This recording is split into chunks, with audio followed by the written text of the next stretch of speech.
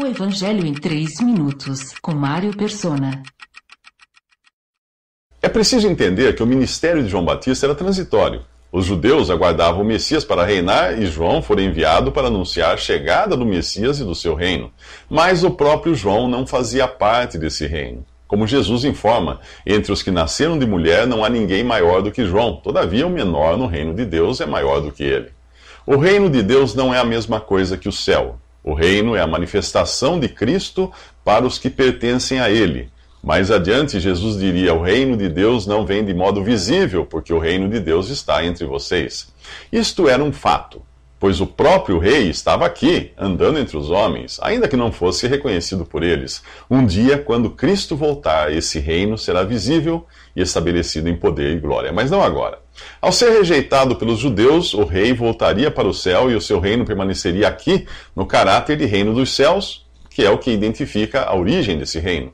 No presente momento, o reino inclui todos os que professam ser cristãos, sejam falsos ou verdadeiros, sejam joio ou trigo. João Batista prega um batismo de arrependimento, uma espécie de curso preparatório para o reino.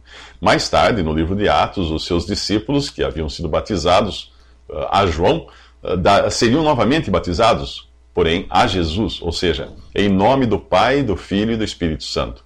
A pregação de João Batista foi recebida pelos desprezados dentre o povo e até pelas pessoas de má reputação, como os publicanos, que coletavam impostos para os romanos. Eles ouviram, creram, se arrependeram, deixando-se batizar pelo batismo de João. Porém, os religiosos judeus não quiseram crer que eram pecadores e que necessitavam se arrepender. Os que criam na pregação de João Batista justificavam a Deus, ou seja, consideravam que Deus era justo em acusá-los de pecado e exigir que se arrependessem.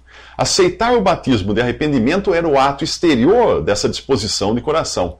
Já os religiosos confiavam demais em sua própria justiça para poderem justificar a Deus.